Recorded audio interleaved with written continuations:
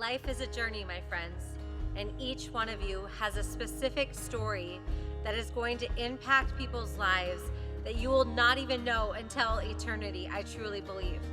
There's a moment that we all get to choose, that we can let our past either destroy us or we can choose to create a new story.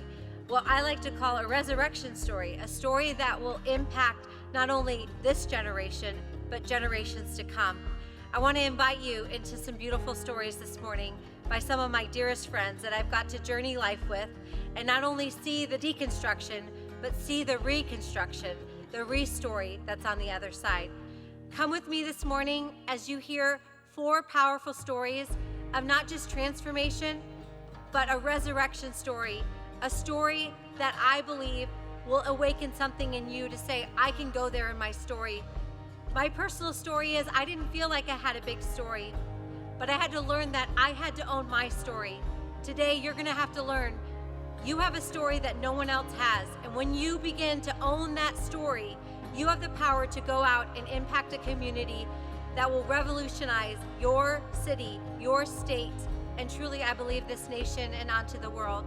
At any point in our journey, we can choose to let our past destroy us, or we can choose to be a pivotal moment in our life where we choose to create a re-story, a story of redemption, a story of restoration, a story of hope. Will you join me this morning as I interview and talk with some of my friends that I've got to journey life with? Please join me as I introduce Jeremy Nix. I lived my whole life wondering, what was it supposed to be before? And now I've learned to live being grateful for just what it is now. Paula Holt. She's a brave girl and she kept secrets. But when the silence was finally broken, shame lost its power, chains were broken off, and she was finally free. Leslie Begin. Everyone wants breakthrough until they realize something has to break in order for the new to come through. And Russ Scarce. Strength does not come from winning. Your struggles develop your strengths. When you go through hardships and decide not to surrender, that is strength. This morning, I believe breakthrough is going to take place in this space.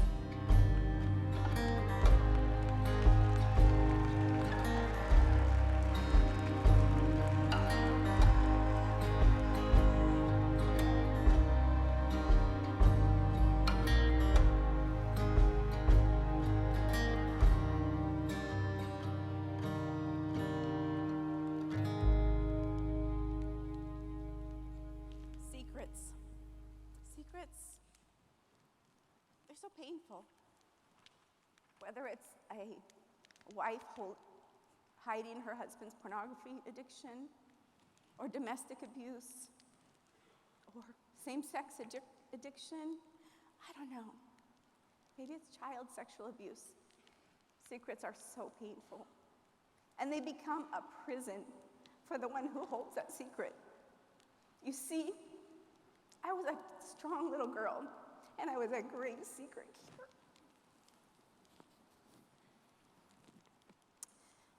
Not because I wanted to, but because I wanted to guard all the adults around me. I didn't want them to feel the pain. I didn't want them to know that it was part of something so humiliating that this had happened to me. Because if I shared the secret, so many of the lives would be destroyed. There was a daddy who had little children, and they wouldn't be there with him. There was marriages that would be so broken.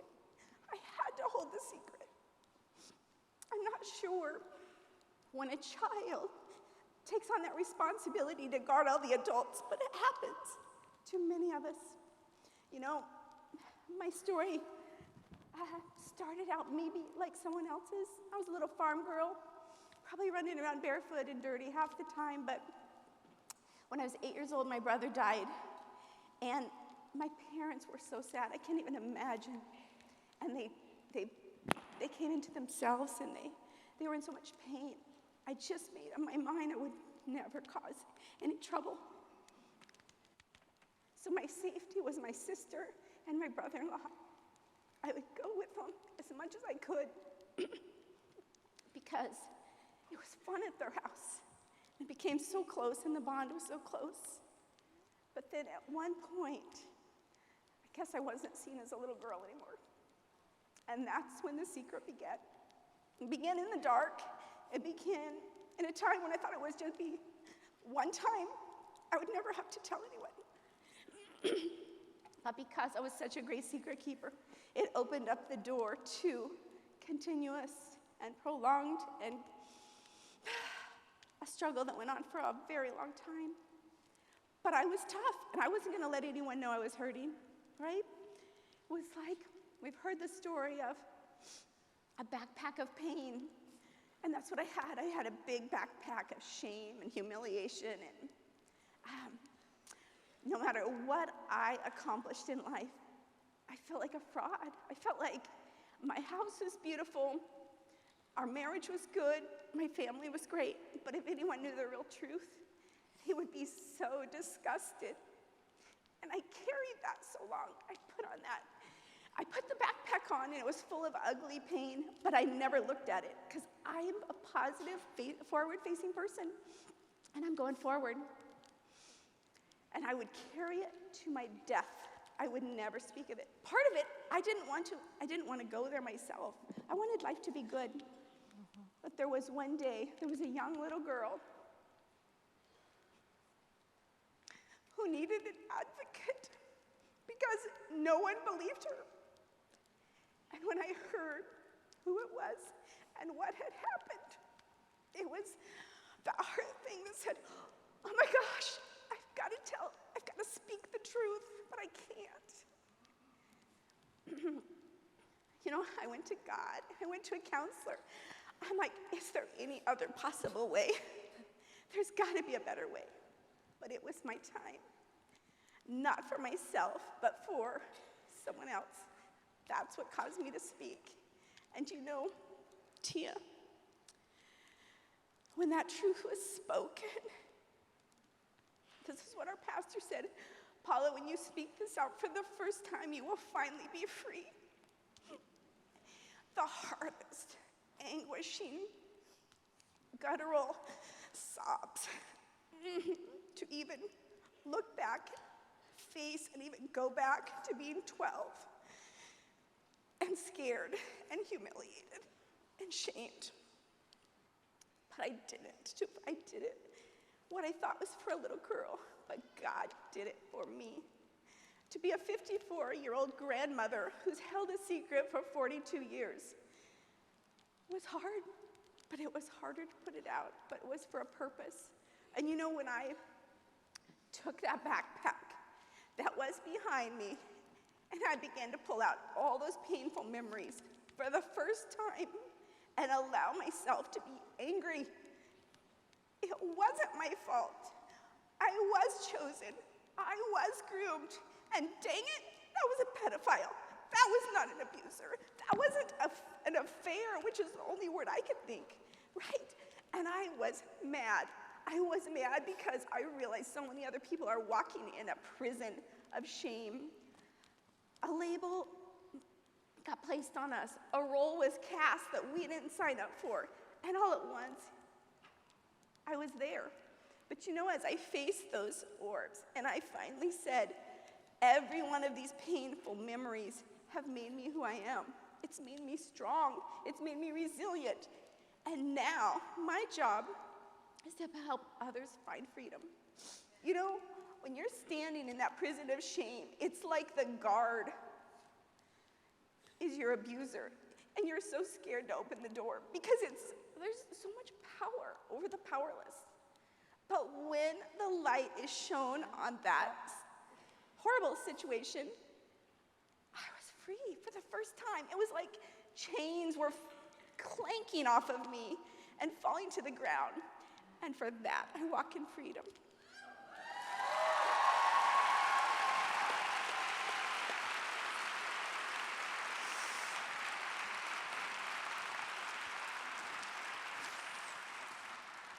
I can relate to secrets, but for me, I have felt like my whole life I was stuck in a game of hide and seek.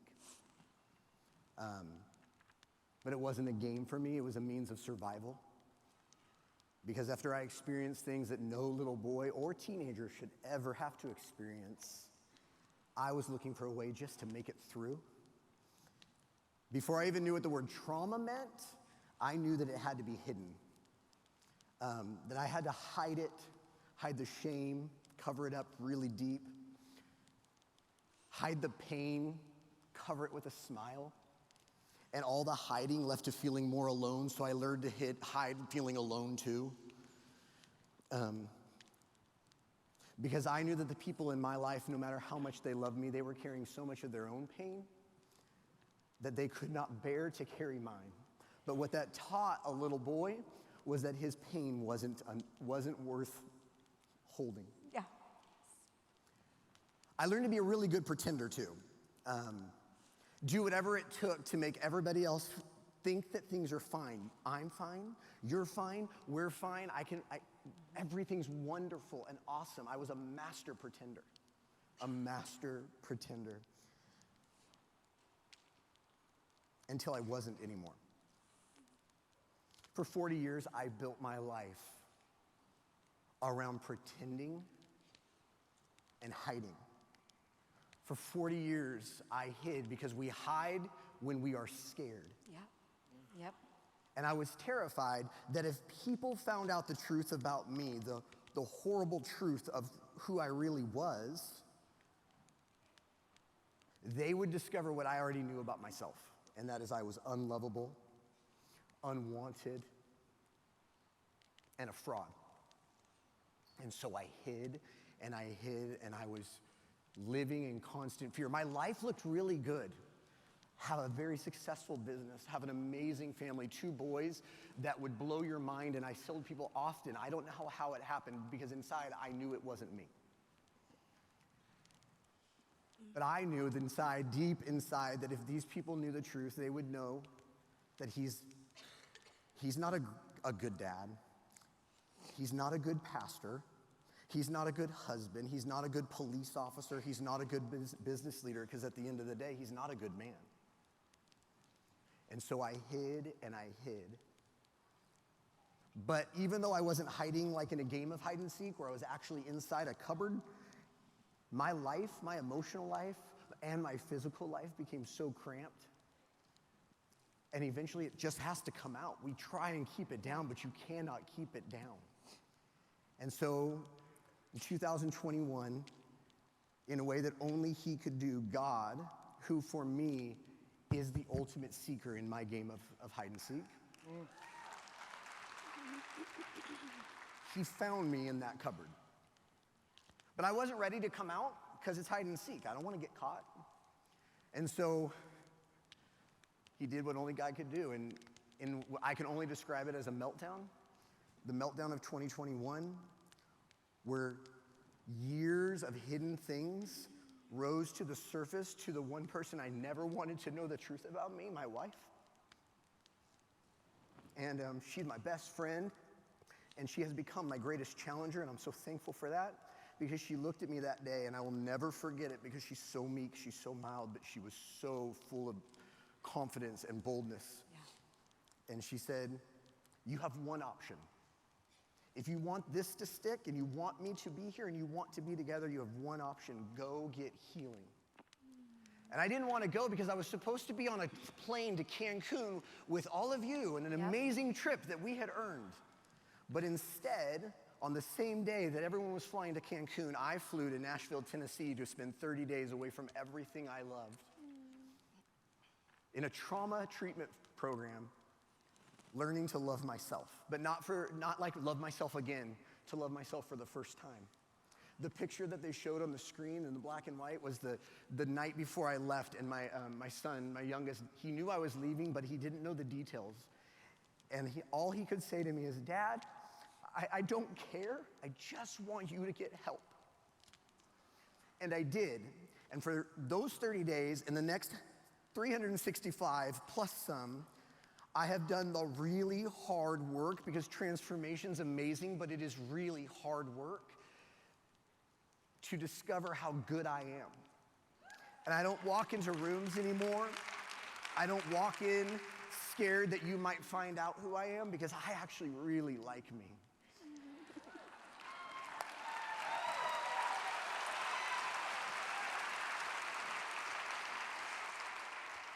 And just last week, the transformation process continued, because just last week, I had what I would call a setback.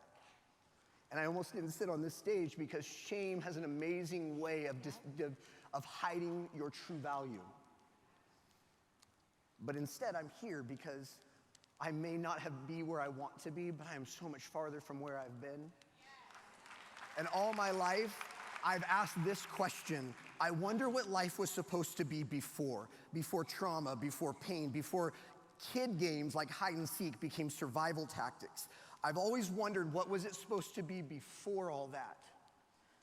Finally, I'm starting to understand that it's not really about what it was supposed to be before, but I'm learning to experience life and joy in the present moment. Yeah. I was showing up for my kids at their games, and I was never there, and now I am. Yeah. And that's something I've never felt before. And so what I would say to anybody who's sitting in this and they go, oh, I can relate to hiding, I can relate to secrets, I can relate to shame, what I would say to any of them is the ultimatum my wife gave to me and the hope my son had for me: go get healing. Talk to a friend, talk to a counselor, talk to a pastor, but go, because there's two things I know. Cancun can wait, and the people who love you, they will wait. Yep.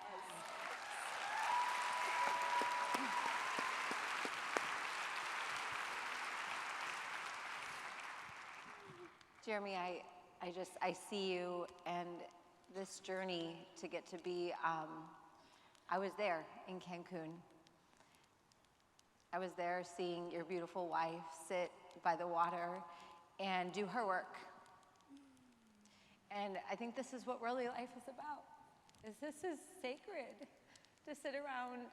This is what I believe God's true intention. Like, we're all messed up and we all need hope and we all need each other. And that's the power of when you began to own your journey and do this and walk this out.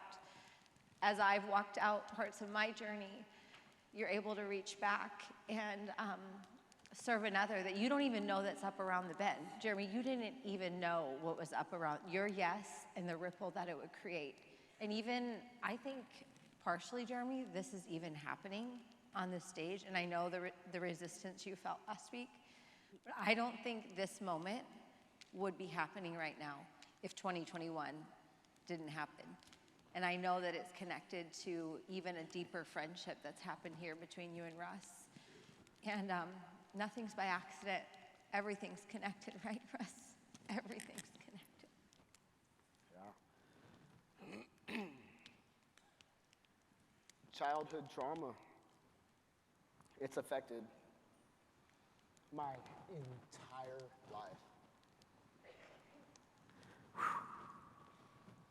From communication, or that lack thereof. Yep. Relationships.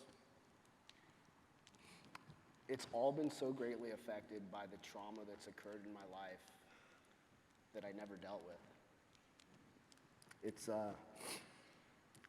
It's not the same as your trauma and your situation or your situation.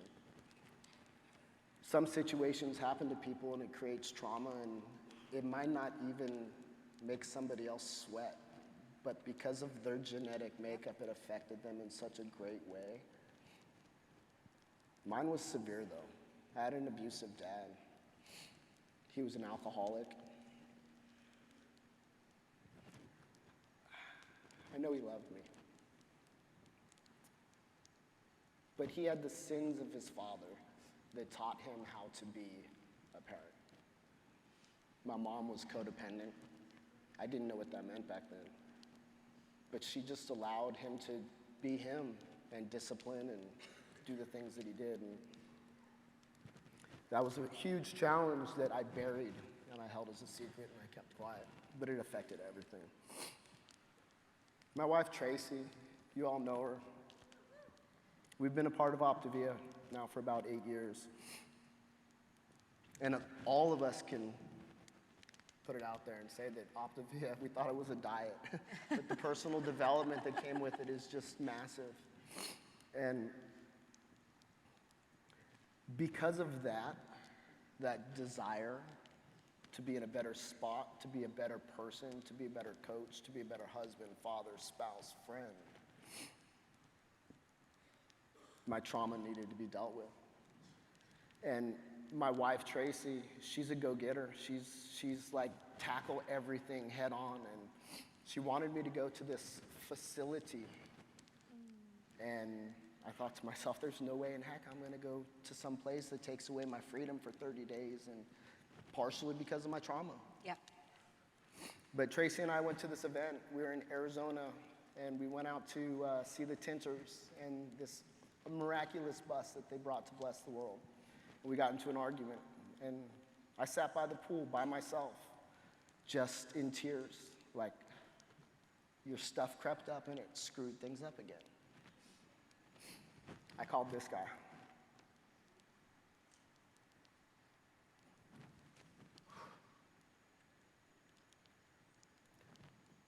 His words of wisdom, grace, and just being a friend gave me the courage to say, I will entertain the facility. I quickly backed out of that, though, after a few days, because my head and my shame got all in the way. It wasn't until we went to a book signing for Andy Howard the next weekend that John Michael Kilpatrick, a coach from another organization, but a good man, he became kind of our marriage counselor at a dinner. And he told me, he said, Russ, if you decide to do something like this, if you decide to tackle this head on, I will fly to Nashville. I will pick you up from the airport, and I will drive you to that place. I didn't know JM before Optavia. But I want you all to know, and to you to know, that this auditorium is filled with people that have that type of heart, compassion, and desire to run this race with each one of you. By miraculous occurrences, the next weekend we were in Sundance, and every single person on that stage stood up, and when they spoke, it was God's audible voice saying, Russ, go fix your crap. One after another. Did you hear what Gina said? Yeah. And at the end of it, I stood up and I said, I'm going to go take care of my junk. And 7 days later, I was in a facility that JM picked me up and took me to, that literally changed my life. It was 30 days of intensive therapy for 60 hours a week. But the community, the scientific methods that were used to unlock junk in my mind and give me freedom for what has been just chaining me to the ground. I could go into so much detail on all of the miraculous occurrences that happened in that place, but my time here doesn't permit that. But you can attest to that. Yeah. At the end of the day, the trauma that we hold, the silence that we hold, the effect that it has on our spouse.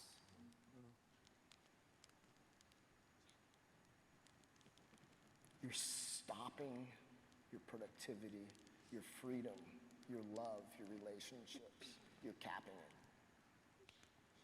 God is such a miraculous, beautiful dream for your life. And none of these occurrences that have happened to me in the past are my fault. I was just there, and I know that, and I've been able to give forgiveness and grace to those who have hurt me. But healing, every single person out there has experienced trauma, and every single one of you need to heal. The first and biggest step that you can take is asking for help. Yep, that's good. Thank you. Thank you for asking.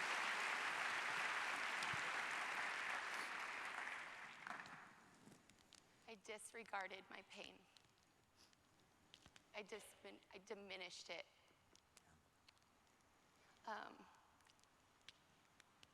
I I went to an Amen clinic last year and I had a brain scan done, and I assumed my brain would be perfect and beautiful.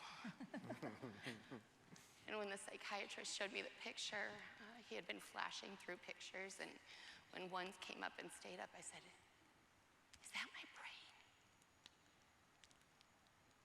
Yeah. See this diamond plus pattern? Your brain's lit up like a Christmas tree with PTSD. Me? I wasn't a first responder. I wasn't a war veteran. I hadn't been abused, I don't think. Still wonder about it. But I learned about big T trauma and little t trauma, and I learned that in childhood, emotional neglect continuously is trauma that leads to damage. I was damaged. I was hurt. My mom was sick with a neurodegenerative disease. My dad was an alcoholic. My mom's unpredictability because of her own trauma made me in this storm, and my alcoholic dad was the island. And his indifference toward me, I considered it love.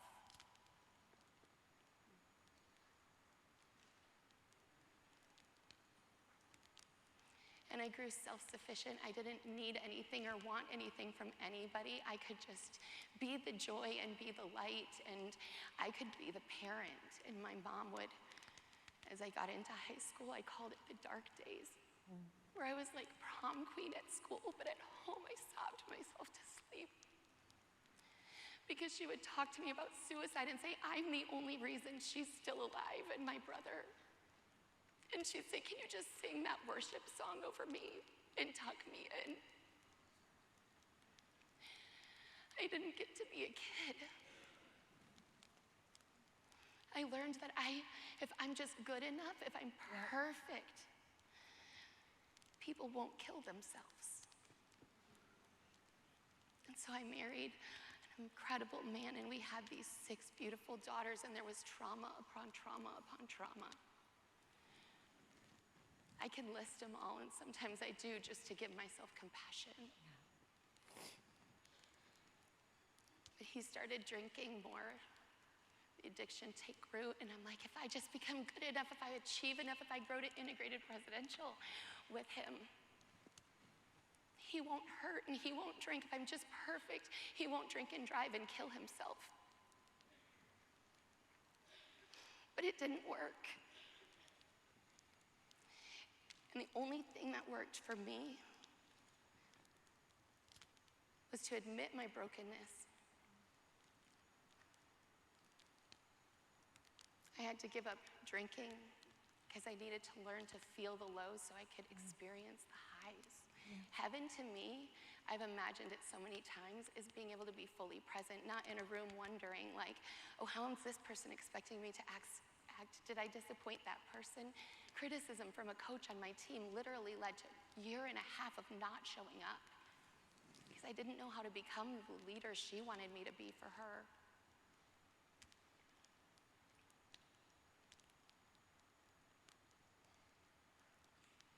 I had to admit there was brokenness, and then I had to surrender it. And I surrendered it in face-down prayers over and over. And I surrendered like that crown. I would just pick the crown that I've like faked it my whole life, and I just would surrender it and be like, I hate the crown.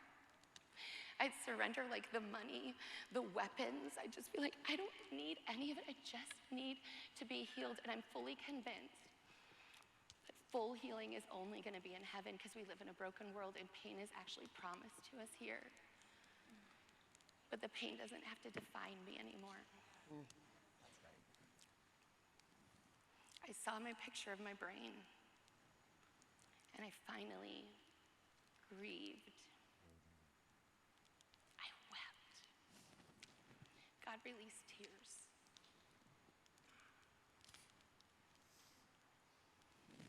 And I did it because I had 6 warriors that I was raising. And it wasn't for me. was for them, because I refused to let them grow up in a home with a mom with unresolved, unhealed trauma. Yeah. Because they're going to go in to life with a mom who can cheer for them. Yep. So thank you. You.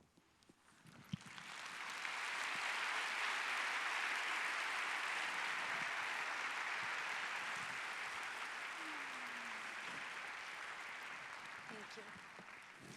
Thank you, Leslie. I love you. Thank you for letting go of resentment, to show up here today, to own your story, so someone else out there can own their story. Thank you for being a safe friend for me, in a safe space where I could just be me, and for caring for me. That was my deepest longing, was to have someone who would constantly show up for me and just love me for me. Thank you for being that. I love you. I love you. Thank you, Aunt Auntie Paula. Thank you for forgiving. Thank you for standing up for righteousness. Thank you for being a chain breaker for our family. I love you so much.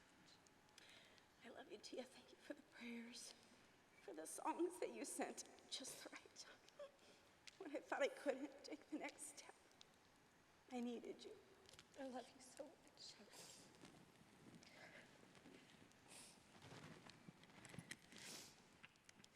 Thank you, Russ. Thank you for showing up for your kids, and your marriage, and the future. Thank you for doing the work for your grandkids and your great-grandkids. So proud of you. So grateful to call you friend. I'm here for life. I'm not going anywhere. I love you and Tracy so much. Very, very thankful for you and Doug.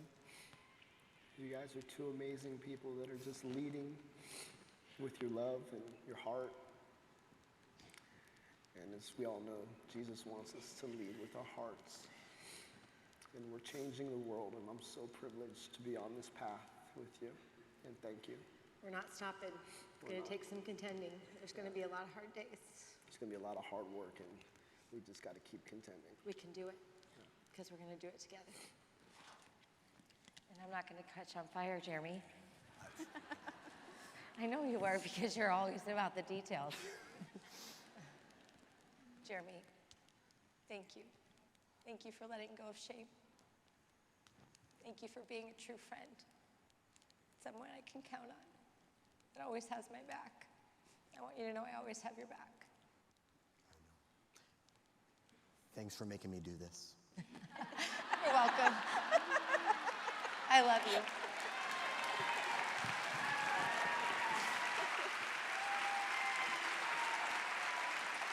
All right, guys, you ready to own your stories? I don't know about you, but this backpack's been pretty full. And I'm going to drop it here. I've owned my story. They've owned their story. We're ready to go out and take the world by storm. Are you ready to own your story? Stand up if you're ready to own your story. We love you. We honor you. And may today unlock something new in you to go own your story.